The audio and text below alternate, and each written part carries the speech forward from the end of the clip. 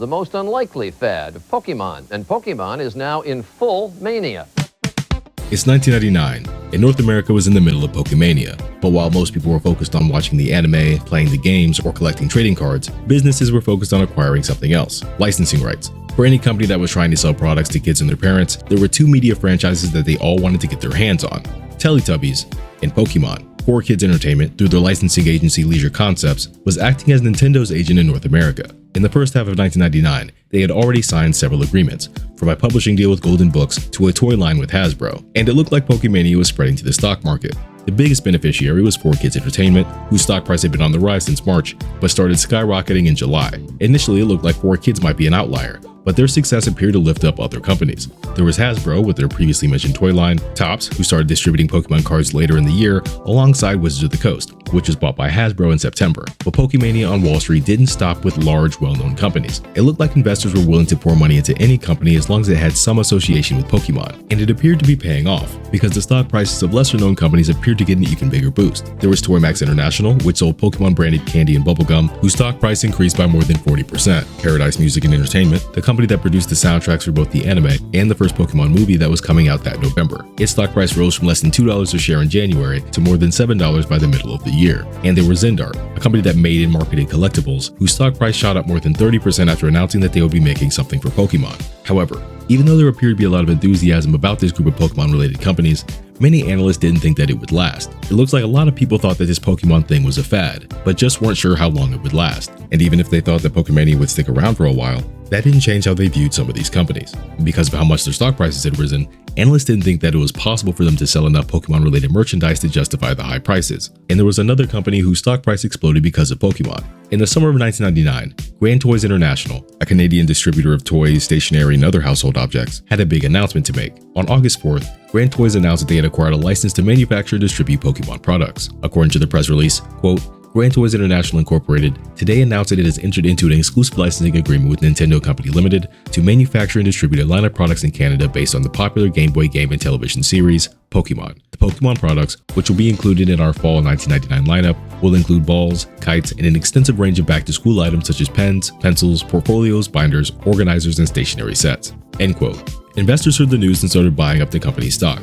Its price on the Nasdaq continued to rise after the announcement. After a 50% increase on August 24th, it hit a record high on the 25th, and the company's stock had more than doubled in value in just a few weeks. But market analysts had the same doubts about Grand Toys that they had with the other companies, and one analyst made a prediction about the company's future share price. In a statement to The Street, Charles Payne, the president and chief analyst at Wall Street Strategies, said, quote, I guarantee you a year from today, Grand Toys will be down 75% from where it closes today. No matter how hot this Pokemon thing gets, it's a fad. It's a temporary hysteria. End quote. The day after that prediction was published, Grand Toys had another announcement to make. On August 26th, they put out a press release to clarify the details of their agreement with Leisure Concepts. Quote, Grand Toys International Incorporated announced that it had entered into a contract through Nintendo of America's exclusive agent, Leisure Concepts Incorporated, to acquire a license for Nintendo's popular property Pokemon. At the time of the announcement, the contract had not been fully executed. However, since the announcement, a fully executed non-exclusive contract has been entered into between Grand Toys International Incorporated and Nintendo of America.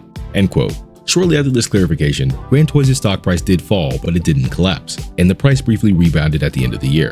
But by the start of the new millennium, the hype around Pokemon stocks had started to dry up. 4Kids Entertainment's stock price began to collapse around when the Pokemon movie hit North American theaters and continued to fall into the new year. And while Grand Toys, Toymax, Zendart, and Paradise Music share prices didn't crash immediately, they all steadily declined over the first several months of the new year.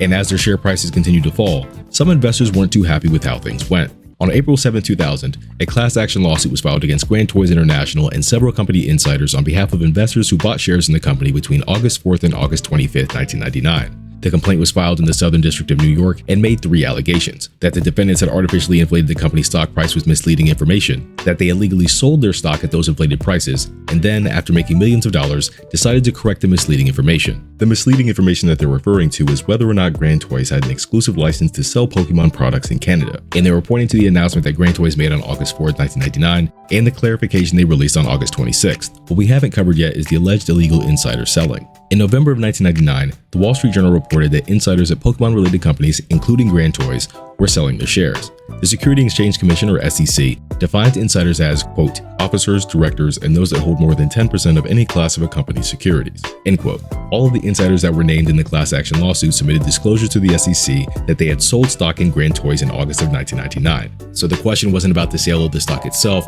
but whether or not the sale of the stock was illegal. Grand Toys didn't think that any of the claims against them were valid. Regarding the misleading information at the heart of the claims, the company maintained that it was just a simple clarification. According to the Globe and Mail, quote, Grand Toys says the August 26 statement was made simply to clarify the Nintendo rights held by a US company and that Grand Toys did indeed hold the Canadian rights to some Pokemon products, end quote. The legal battle continued throughout 2000 and well into 2001, until both sides decided to settle that summer. On August 13, 2001, Grand Toys announced that a preliminary settlement agreement had been reached. Quote, Grand Toys International Incorporated today announced that a federal judge for the United States District Court for the Southern District of New York had preliminarily approved the settlement of a purported class action lawsuit filed against Grand Toys for $1,975,000. The settlement was effected without any admission of liability on the part of the Grand Toys defendants, and each of them expressly deny any wrongdoing or liability whatsoever. The settlement will result in a minimal cost to the company as a result of coverage under the company's directors and officers liability insurance policy, end quote. The nearly $2 million settlement appeared to be significantly less than the original claim. Tanya Clark, the company's executive vice president and chief financial officer, told the Globe and Mail that the original suit was asking for around $15 million. But even if this was a win for Grand Toys in the courtroom, the company was still trying to climb its way back to its pre-Pokémania stock price. At the time the settlement was announced, you could buy a share of Grand Toys for less than 50 cents.